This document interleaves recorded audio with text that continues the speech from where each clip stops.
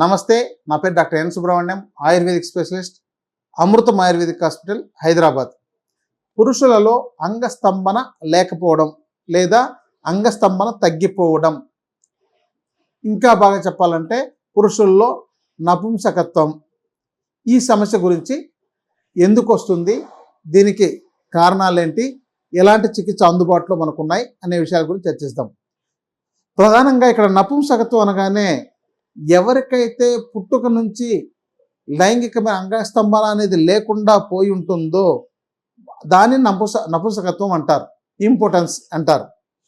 అదే యవ్వనంలో అంతా బాగుండి, అంటే 25-30 ఏళ్ళు 35 ఏళ్ళ వరకు బాగుండి తర్వాత అది తగ్గిపోతూ ఉంటే అది మీ యొక్క ఆహారము జీవన విధానం లోపం వల్ల వచ్చినది కాబట్టి, మీ వయసు రీత్యా కూడా రావడం వల్ల కాబట్టి దానిని అంగస్తంభన లేకపోవడం అనే చెప్పాలి.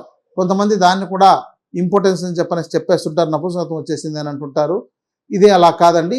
ఏదైతే పుట్టుకతో లేకుండా పోతుందో, అంటే వాళ్ళకి చిన్నప్పటి నుంచి తర్వాత ఆర్గాన్స్ డెవలప్ కాకపోవడం, వీర్యం డెవలప్ కాకపోవడం, తర్వాత అసలు స్తంభనాలని కలవకుండా పోవడం, కోరికలు స్త్రీతో సంగం చేయాలి అనే కోరికలు కలగకపోవడం, ఇదన్నీ కూడా నపుంసకత్వం కిందకు వస్తాయి. సరే, ఈ అంగస్తంభన కొంతమందికి కొంతకాలం పాటు బాగుండి కొన్ని రోజుల తర్వాత తగ్గిపోవడానికి కారణాలు ప్రధానంగా ఆయుర్వేద శాస్త్రం ఏం చెప్తుందంటే, రోగాలు లేవు, రోగాలు రావు. ఎప్పుడు మీ ఆహార ధర్మాలు, ఆరోగ్య ధర్మాలు, జీవన ధర్మాలు, విహార ధర్మాలు సక్రమంగా ఉంటే.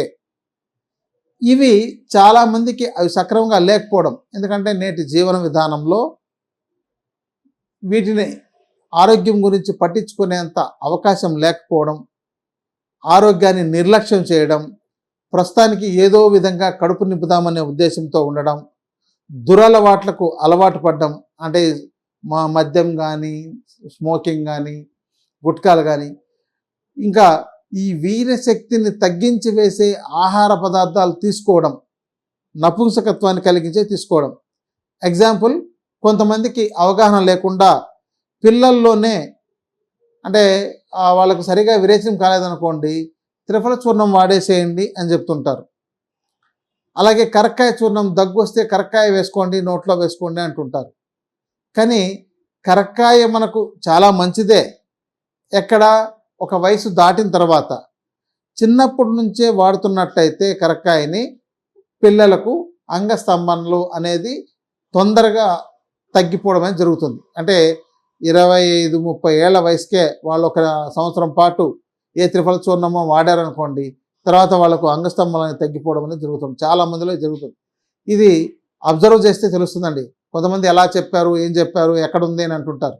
ఇది ఎంతోమంది వాడి తర్వాత ఇలా మాకు తగ్గిందండి, ఇది కారణం ఇదేనా అని అడిగిన వాళ్ళలో గమనించిన తర్వాత ఇది అర్థమై మీకు అనుభవపూర్వకంగా తెలియజేస్తున్నాం. కాబట్టి విరేచనం సరిగా కావడం లేదు అంటే ఎక్కడ త్రిఫల చూర్ణం లాంటిది వాడించకండి, పురుషుల్లో ప్రధానంగా. మళ్ళీ స్త్రీలకైతే వాడొచ్చు, వాళ్ళకి అలాంటి సమస్య రాదు. రెండవది, ఈ ఎక్కువగా వేడి చేసే పదార్థాలు తీసుకోవడం, చెడిపోయిన పదార్థాలు తీసుకోవడం, విరుద్ధమైన పదార్థాలు తీసుకోవడం, ఇలాంటి వాటి వల్ల కూడా వస్తుంది. ముఖ్యంగా కొన్ని పదార్థాలు ఇప్పుడు వెజిటేరియన్, నాన్ వెజిటేరియన్ మిక్స్ చేసి, అంటే లేకపోతే 2 రకాల మాంసాహారాలని ఒకేసారి కలిపి తినడం. అంటే మీరు ఎక్కడ ఫంక్షన్కి వెళ్తే అక్కడ చికెన్ పెట్టింటారు, మటన్ పెట్టింటారు, ఫిష్ పెట్టింటారు, ప్రాన్స్ పెట్టింటారు, అన్నీ కలిపి తినేసేయడం. ఇవి ఒక జాతి నుంచి ఇంకో జాతిని 2 మిక్స్ చేసి ఎప్పుడు తినకూడదు. ఇది వాళ్ళకి ఆర్థికంగా బాగుంది కాబట్టి పెద్ద ఫంక్షన్ని వాళ్ళు ఆర్గనైజ్ చేస్తారు. కానీ మీరు దాంతో ఏది మీకు ఒకదానినే మీరు సెలెక్ట్ చేసుకోవాలి, ఏదైనా ఒకదాన్ని. ఇంకొకటి ప్రధానంగా ఈ పెళ్ళైన తర్వాత పిల్లలు కాకమునుపే ఈ యొక్క ప్రాన్స్ లాంటివి తిన్నట్లయితే అది స్పెర్మ్ కౌంట్ని తగ్గించేస్తుంది. కాబట్టి ఈ ప్రాన్స్ అనేవి కూడా పిల్లలు కలిగిన తర్వాతనే తీసుకోవాలి. నేడు చాలామంది వెంటనే ఇవన్నీ తినడం, విరుద్ధంగా తినడం వల్ల ఈరోజు చాలామందిలో సంతానం కూడా కలగకపోవడానికి కారణం అదే, వీర్య కణాలు పెరగకపోవడానికి కారణం అదే. అందుకని ఈ అంగస్తంభాలు పడిపోతున్నాయంటే ప్రధానంగా మీ యొక్క ఆహారము జీవన విధానంలో లోపాలు ఉంటాయి కాబట్టి వాటిని గుర్తించి ముందు వాటిని అధిగమించండి. మీకు ఉద్యోగం కన్నా, రాత్రి మేలుకొని చేసే ఉద్యోగం కన్నా తక్కువ జీతం వచ్చే పగలు పనిచేసే ఉద్యోగం చాలా మిన్న. ఎందుకంటే మీకు ఆర్థికంగా బాగుండొచ్చు కానీ మీ ఆరోగ్యాన్ని పాడు చేస్తాయి. కాబట్టి ఆరోగ్యం విషయంలో ముందు మీరు ప్రాధాన్యత ఇవ్వాలి, తర్వాత మీ ఉద్యోగానికి ప్రాధాన్యత ఇవ్వాలి. ఈ యొక్క ఆహారాలు ప్రధాన కారణం. ఇంకోటి, విపరీతంగా బరువు పెరిగినా సరే, లేదంటే గ్యాస్ ట్రబులు, మలబద్ధకం, నిద్రలేమి, అజీర్ణం, కడుపుబ్బరం, ఆకలి లేకపోవడం, ఇలాంటి సమస్యలు ఏ ఉన్నా సరే వీటిని మీరు వెంటనే సరిచేయకపోతే తొందరగా అంగస్తంభన అనేది తగ్గిపోవడం జరుగుతుంది. మీకు అగ్ని బాగున్నంత వరకు మీకు ఎలాంటి సమస్య రాదు.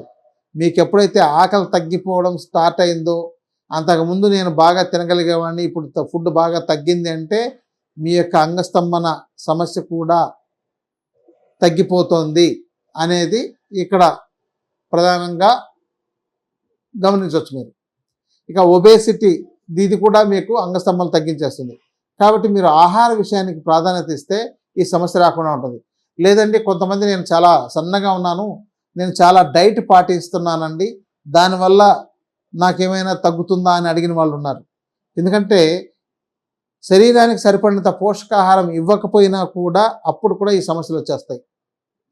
కాబట్టి పోషకాహార లోపం రాకుండా మీరు చూడండి, ఇప్పుడు మన యొక్క డి విటమిన్ కానీ, కాల్షియం కానీ, ఐరన్ కానీ, B12 కానీ, సరిపడినంత బ్లడ్ లేకపోయినా కూడా ఈ సమస్య వస్తుంది. కాబట్టి మీరు వీటిని ఎప్పటికప్పుడు చెక్ చేసుకొని చూసుకోవాలి.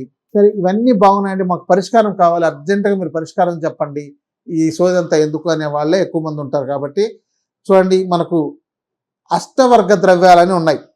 వీటిని అష్టవర్గ ద్రవ్యాలు అంటే 8 రకాలు కలిపినవి. ఈ 8 రకాల్లో దీంట్లో పేర్లు చాలా అద్భుతంగా ఉంటాయండి. ఇవి నార్త్ ఇండియాలో ఎక్కడో కొండల్లో చిన్న చిన్న మొక్కలుగా పెరిగేవి. దీన్ని జీవకము, వృషభకము, కాకోలి, క్షీరకాకోలి, మేధ, మహామేధ, రిద్ధి, వృద్ధి అని ఒక అష్టవర్గ ద్రవ్యాలు ఈ 8 ఉన్నాయండి. ఇవి మీకు పర్టికులర్గా ఈ అంగస్తంభన సమస్యలు ఉండే వాళ్ళకి చాలా బాగా పనిచేస్తుంది. అయితే వీటిని మీ ఇష్ట ప్రకారం తీసుకోవడానికి కాదు, ఇది వైద్యుల పర్యవేక్షణలో తీసుకోవాలి. ఎందుకంటే ఆ యొక్క ట్యూబర్స్ ఇదిగోండి ఇలా ఉంటాయి, అంత ద్రవ్యాలన్నీ కూడా వీటిని శుద్ధి చేసి ఔషధం తయారు చేయాలి. డైరెక్ట్గా తీసుకోవడానికి లేదు.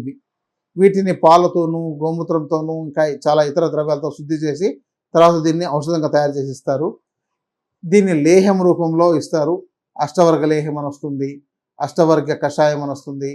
కానీ ఇక్కడ ఒక్కొక్క వ్యాధిలో అంటే ఇతర వ్యాధుల్లో కూడా వీటిని వాడుతుంటారు.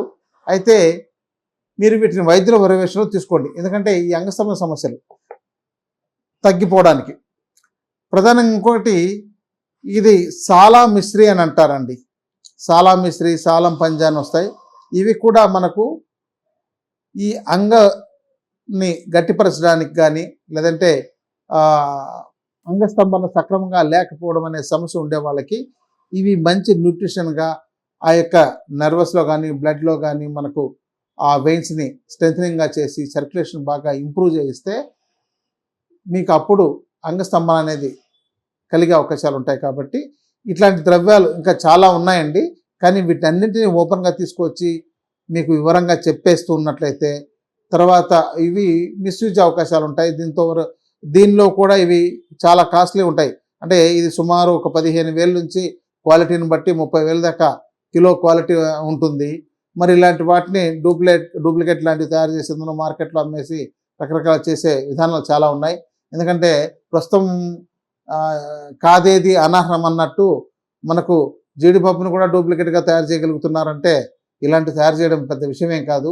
కాబట్టి శిలాజిత్తు ఇలాంటివి కానివ్వండి, అష్టవర్గాలు కావాలండి, లేదంటే కాకోల్ ఈ యొక్క సాలా మిశ్రీ, సాలం పంజా ఇలాంటి ద్రవ్యాలన్నీ కూడా మంచి న్యూట్రిషన్ ఇవ్వగలిగేవి, మన యొక్క నర్వస్ స్ట్రెంగ్త్ని పెంచగలిగేది, మన యొక్క రక్త సరఫరాని సక్రమంగా చేయగలిగేది, లోపల మనకు కొలెస్ట్రాల్స్ ఏమైనా ఉన్నట్లయితే వాటిని కూడా కరిగించగలగాలి. అంటే మనకు బ్లడ్ సర్క్యులేషన్లో అక్కడ కొలెస్ట్రాల్స్ ఏమైనా పేర్కొన్నట్లయితే దానివల్ల కూడా ఈ అంగస్తంభన సమస్యలు వచ్చే అవకాశాలు ఉంటాయి. కాబట్టి వీటినన్నిటినీ ఒక పద్ధతి ప్రకారం, అంటే మన శరీరంలో శోధన క్రియ ముందు జరిగిన తర్వాత, అంటే లోపల ఉన్న అన్వాంటెడ్ వేస్ట్ అంతా శరీరంలో వాటిని తీసివేసి, తర్వాత మనకు బలహీనమైనవి ఏవైతే ఉన్నాయో వాటిని శక్తివంతంగా తయారు చేసేటట్టు, అంటే లోపల మన యొక్క అవయవాలు కానీ ఆర్గాన్స్ కానీ వీటిని శక్తివంతంగా తయారు చేసి అప్పుడు మనం కొన్ని రకాల ఔషధాలు వాడుతున్నట్లయితే అప్పుడు మీకు తగిన ఫలితం వస్తుందండి.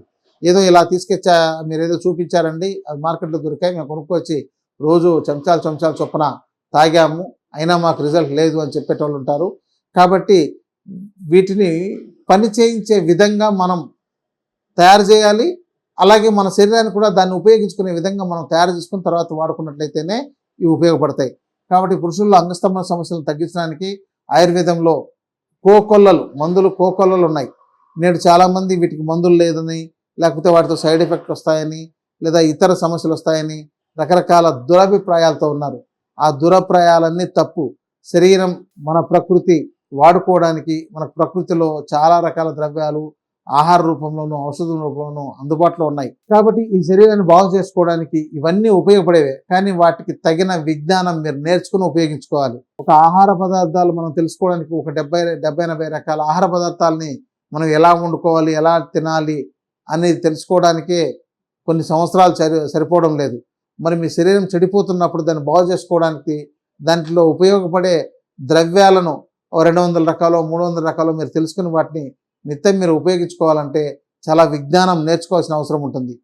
అందుకని మీరు ఒక పద్ధతి ప్రకారం, అంటే వైద్యులతో వెళ్ళినప్పుడు కూడా నాకు ఇమ్మీడియట్గా రావాలని రిజల్ట్ అనేది కాకుండా ఒక చెప్పిన విధానం, అంటే వాళ్ళ ప్రకృతి ఏంటి, శరీర ప్రకృతి ఏంటి, ప్రస్తుతం ఎలా ఉంది, వీళ్ళకి చేయాల్సిన మొదటి చికిత్సలు ఏంటి, తర్వాత పూర్వకర్మలు, ప్రధాన కర్మలు, పశ్చాత్కర్మలని పంచకర్మ చికిత్సల్లో చేసే ఉంటాయి. దీంతో శోధన చికిత్సలు, శమన చికిత్సలు ఇలాంటివి ఉంటాయి. వీటిని మీరు సక్రమంగా చేయించుకుంటేనే అప్పుడు మంచి ఫలితాలు వస్తాయండి. కాబట్టి మీకు విజ్ఞానం రావడం కోసం మాత్రమే ఇవన్నీ చూపించి చెప్పగలుగుతున్నాం. మీకు ఇతర అనారోగ్య సమస్యలు ఏమైనా ఉన్నప్పుడు మీకు అందుబాటులో ఉండే ఆయుర్వేద వైద్యులను సంప్రదించండి. ఉత్తమ వైద్యులను, క్వాలిఫైడ్ వైద్యులను సంప్రదించండి. కాని పక్షంలో నా యొక్క చిరునామాను, ఫోన్ నంబర్ అందజేశారు, దానిలో కూడా మీరు సంప్రదించవచ్చు. నమస్తే.